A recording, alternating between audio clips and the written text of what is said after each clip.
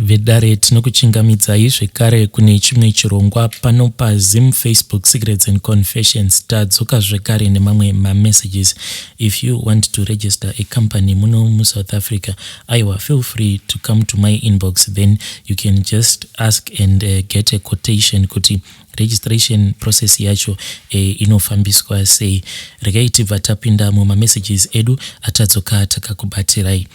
Message edu yekutanga yakamira sekudai so: hanzi makadi zvenyu mukomanashi, please post for me asi chitupa changu isaiwo mupini. Ndiri musikana ane makore 23 ekuberekwa, ndiriwo pa MSU. Mukomanashi, ndauyawo neconfession and secret yangu. Mabasa acho awo andainge ndichibata kuchikoro, ndiri kuona sekunge mabasa iwawo azondimukira. Nyaya yangu mukoma ndeyekuti ndakakura kumba kwedu, life yainge iri bore, hapana kana chandainge ndichishaiwa as such. Mukomanashi, ndakatoendawo kuma A school kusvika ndava kuuniversity kwandava nhasi. Vabereki vangu havana kana kumbobvira vandinyima izvo zvandainge ndichida. Ndaingoti kana ndada something, especially my father, ndingangoti ndiye munhu ainge achinyanyisa kundidisisa. I don't know why my father favored me the most, but I had kuti vana baba vazhinji ivo vanoda vana vakomana, but as for my father, I had kuti vakaita vana vakomana, because in our family I am the only girl.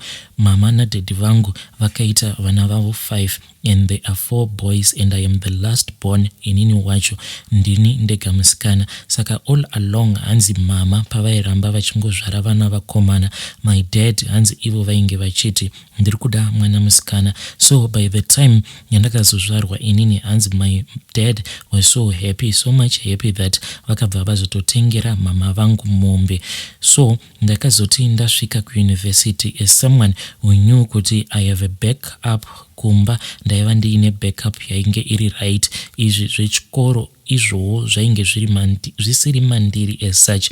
Going to university is such that kuti ndainge ndichingodawo kuti ndinge ndichinzi I am a graduate. Ndasvika kuuniversity ikoko with that terrible mentality, ndakabva ndazosanganawo nedzimwe girls idzi dzandakasangana nadzo the very first few days idzo dzainge dzichingopretendawo sekunge dzainge dziri vanhu vainge vaine hunhu, asi mukati vainge vari mapere.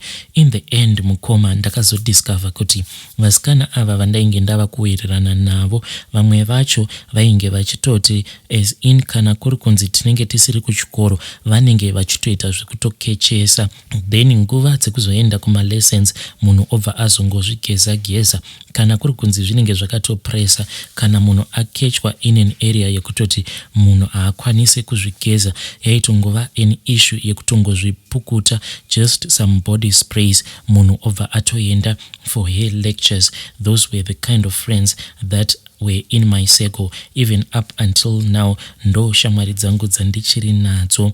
Most of these girls vanhu vekutoti vane zvivindi zvekuti vakanzwa kuti kunenge kuine gig uko kunenge kuchidiwa maservices evasikana vaya vanoita zvekukechewa, they can travel as far as Bulawayo. I still remember this other year, one of my friend then approached us. She then told us that kuti ainge abata mene hanzi kuma side this other area kunonzi kumabika uko kwaiva nerimwe bhawa so rainge ravhurwa. So the owner was requesting the services of different women, saka ainge achida kuti the day irora anenge achizovhura bhawa rake pange pakazara vanhukadzi, ende kuzara kwevanhukadzi ndo kuzowandawo kwema-customers. So this is what we did. Takabva taenda kuya mukoma, then we spent the whole night tichingoitawo izvo zvainge zvichingoitawo vasikana vamwe vainge vauyawo kuzotengesa miviri yavo. Neniwo mukoma ndingangoti that was the first night ndichitawo zvekukechesa, even though ndainge ndiine ma-boyfriends akawandisisa, but izvi zvekuti unoti kana waita 5 minutes neumwe murume, after that wozvipukuta wobva waita zvekare neumwe murume, it was not in my blood. But on that night there was so much money that was flying around that we managed to make a quick buck. Takazodzoka zvedu mukoma izvi zvekukechesa zvakagara zvazvo zvisimo muropa rangu, but the money was the thing that kept on pushing me.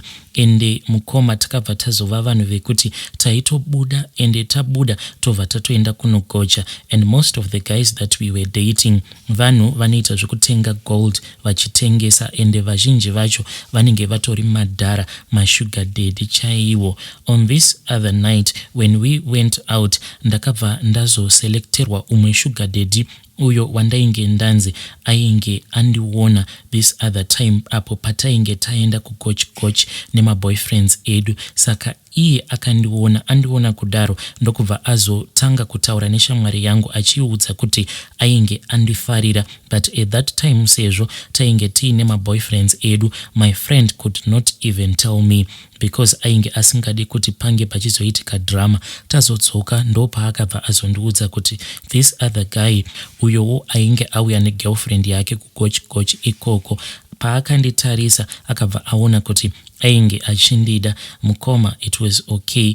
Then ndakabva ndazopiwa manumbers ake ndokubva ndazotanga kucommunicate nemurume uya. Murume uya akabva azondiudza kuti ainge andifarira. Neniwo ndikabva ndamuudza kuti ndainge ndamufarira. That is how we started dating. Murume uyu mukoma munhu wekuti he is a business kuMozambique ikoko, and there are some things zvaanoita murume uyu kuti kana neni I don't even understand kuti chivanhu chacho chaanoita chimbori chivanhu chakaita sei, because in his car mukoma munongogara makazara mimwe mishonga yekuti wega autozivi kuti mishonga iyi anomboishandisa kuita sei. Ende pose paanenge achinwa doro anotora bute achiriisa mudoro imomo. The first thing that I noticed about this sugar daddy that I was dating, ndisati ndatanga kusangana nema problems awo andava kusangana nawo mukomana ndezvekuti sugar daddy ava vaiti pose pavanenge vava kuda kupinda mubako, as in pavanenge vava kuda kuita bonde neni, ndaibva ndazoona kuti vaitora rimwe bute so iro raigara mune kamwe kagaba, so he kept this small bottle wherever he would go. Vaigara vainako kabhodhoro kavo ikako. Vaiti kana vatora bute iroro then vobva vazotanga kukwizira bute iroro panhengo yavo. So mazuva ekutanga semunhu wekuti ndainge ndichimunyara, I just remained quiet, but munongoziva kuti the more that you date someone the more yaunozongotanga kuitawo confidence yekumubvunza kuti ko why is it kuti pose pamunenge muchida kupinda mubako then munobva mazotanga makwizira bute panhengo yenyu. Then ivo vakabva vati isusu tava vanhu vakuru, saka nhengo dzedu dzinenge dzava kusanyatsokushanda, saka kutokwizira bute uku kwandinenge ndichiitirawo kuti nhengo yangu inge ichikwanisawo kushanda so that I can satisfy you, because kana ndikasadaroka ndinozotokutorerwa. So I just thought kuti maybe he was a man who was trying to impress me. Baba ava sezvo vaine mabusinesses avo kuMozambique, I had never gone there. Ivo vaingogara vachingoenda kuMozambique ikoko. Vanowanzokuti kana this month vakasaenda kuMozambique maybe the following month ubva vaenda. There was this other trip apo pavakandiudza vachiti vainge vachida kuenda neni kuMozambique ikoko. Taenda kuya mukoma, the next door wavo ing'anga. Ende takangoti tichingosvika ndokubva vazotofonera that neighbor of his, ndo pavakazoni murume uya achizonopinda mumba, then he introduced me to his neighbor, ndokubva vazondiudza kuti ing'anga yavo iyo inopota ichivabatsira pamabusinesses avo, sezvo vachirana mabusinesses awa vasipo 24/7, avadi kuti vashandi vavo vange vachizovabira in his business. Saka inini vakabva vazondiudza kuti ndinge ndichienda kunovamirira kubedroom kwavo kuti vange vachipinda mudare. Mukoma, I don't know kuti the man that I was dating neng'anga yake vakazosara vachitei, but ndakati ndakavamirira ndiri mubedroom. I was sleeping on the bed just feeling bored because kwainge kustorina magetsi, so I was just playing with my phone ndakabatidza torch. But mukoma, all of a sudden phone yangu yakangodzima foni yangu ichidzima ndakabva ndanzwa sekunge mumba mune munhu akapinda, asi munhu uyu akangopinda ndokubva angofamba ndokubva atobuda. I swear mukoma, I swear with my mother's life kuti ndakanzwa mitsindo yemunhu ainge achifamba mumba, cause his house there in Mozambique, mbeda wacho, it is in the center of the room because the bedroom is quite a very big room. Saka mbeda wacho, it is almost in the center.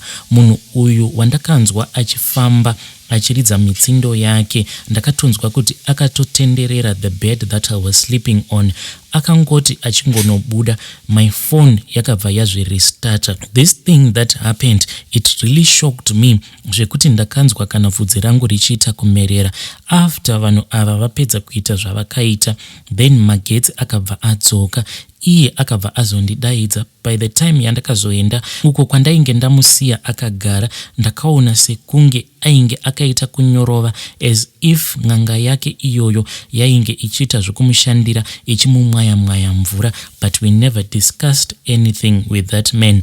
On that night hatina kana kumbogara taita anything, but on the last day apo patainge tava kufanira kudzokera kuZimbabwe ndo paakabva azoita bonde neni. Takazoti tichinodzoka kuZimbabwe, this other boyfriend of mine sezvo ainge andishaya pafoni, so I had to make up to him. Ndakabva ndazomudaidza kumba uko kwandinogara one of my friend. The moment paakazama kuti ange achiita bonde neni, you know what he told me mukoma? Akabva ati, nengo yangu kana ukaona yarara kudai, so it means kuti there is something wrong with you. Hauna umwe munhu here waukambosangana naye pabonde? Ndikabva ndati inini handina kana munhu wandakambosangana naye pabonde. Knowing my secrets mukoma, ndakabva ndazotanga kumumanikidza. I romanced him mukoma kusvika yazomira, but yainge isina kana simba. Aiti kana akazama kuita bonde neni, then yaibva yarara. Apa mukoma, I was trying to cover up for all of my mistakes and secrets. Ndakamumanikidza zviya zvekutoti I was on top ndichiita bonde naye, ndo maitiro acho atakazoita bonde. Takarara usiku hwose, but the very next morning iye achizodzokera kurezi kwake kwaanogara, akabva andiudza kuti ainge achinzwa nhengo yake ichitswinya, hanzi yainge ichivava pachimusoro chayo. From there on akabva ati ainge ava kubuda hanzi mamwe maronda pachimusoro chacho ichocho yainge yava kutsemukira, but isingabudi ropa. Achienda kuchipatara ndo paakabva audzwa kuti yainge iri sick. Neniwo mukoma ndakabva ndati it is fine, I will go to the clinic, but ainge atondiramwa achiti he doesn't want to be in a relationship with me anymore. Ndakazongoenda kuchipatara ndiri ndega, ndikabva ndazopiwa mapiritsi andakapiwa. Ndakashandisa mapiritsi aya mukoma, but soon after ndo pandakabva ndaona kuti pa private part pangu pakabva padzotanga kubuda bundu 1. But bundu iri muswere wese wezuva ndakazotoona kuti mapundu iwawo they were just multiplying. Ende mapundu awa mukoma, mabudiro acho aanoita anenge akaita tupumamhopo so zvekutoti kana ukatodhonza kana utoreba.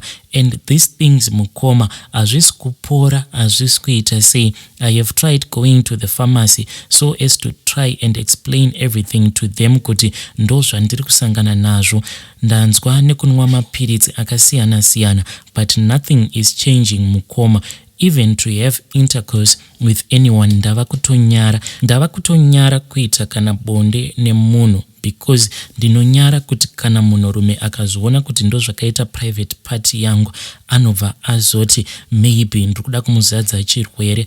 That sugar daddy mukoma, kubva pandakazotanga kusangana nemaproblems iwawo, it seemed as if murume uyu akabva atozviziva, because he started avoiding me as if I was like a plague. But kana iri mari akambotanga achindipa mari for my upkeep, but now yangova 00. Even if I try to call him, dzimwe nguva anongosiya foni ichiringa, and sometimes anokwanisa kungodaira call yangu. Kana adaira call yangu iyoyo anobva angonyarara.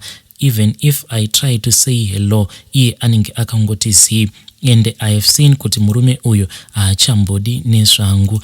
And right now mukoma, ndiri kugara ndichingozvibvunza kuti izvezvi nezvaita sikarudzi yangu iyi. Some they say kuti hanzi mawats iwawo andiinawo, but medication yandakapiwa kuchipatara haina kana kumbogara yashanda. Now I am thinking kuti kana kuri kunzi ndikazosvikawo pastage yekuti ndinenge ndava kuda kuroorwa, what is going to happen to me? Pane achakwanisa kuzondigamuchira here ndakadai so? Because these parts mukoma kana ari iwo mhopo dzacho dzinoita dzichibuda mvura, and the smell inozobuda ipapo kana kuri kunzi ndikasageza, the smell will just be too much. Chinhu chandakaona sekunge chinotondibatsira ndechekuti kana ndikashandisa sipo, what I do is that kana ndiri panzvimbo yekuti ndinenge ndisingakwanise kugeza, I just go to the bathroom, ndobva ndangonyorovedza sipo iyo yandinogara ndiinayo, and I just rub that soap on my private parts, then the smell will go away. But I have been overusing this Dettol soap. Now ndinoti kana ndazorera sipo iyoyo on my private part, ndinoita sekunge ndinenge ndatozorera acid chaiyo, because ndinenge ndichinzwa kunge sipo inenge ichindidya. Please mukoma, ndinokumbirawo kuti mundiposterewo nyaya yangu. Ndakambotaura nasamaita and vakabva vanditi ndinge ndichishandisa dota. Pane rimwe dota ravainge vakanditi ndinge ndichirishandisa, but after ndashandisa dota iroro ndikangoti I was fine for about a week. Zvimhopo zviya zvakabva zvatanga kuoma, but now zvadzoka futi. Mukoma, please help me. I don't know where to run to anymore. Vedare ndo message iyo yandakatumidzirwa nemwanasikana uyo. Zvakangooma hazvo veduwe, pamwe pacho panga pakaita kunyorwa mavulgar words chaiwo, asi ndazamawo kuti pandanga ndichiverenga ndinge ndichivanziridza mavulgar words iwawo. Zvakangooma hazvo veduwe, asi ngatitaurei naye mwanasikana uyo mucomment section.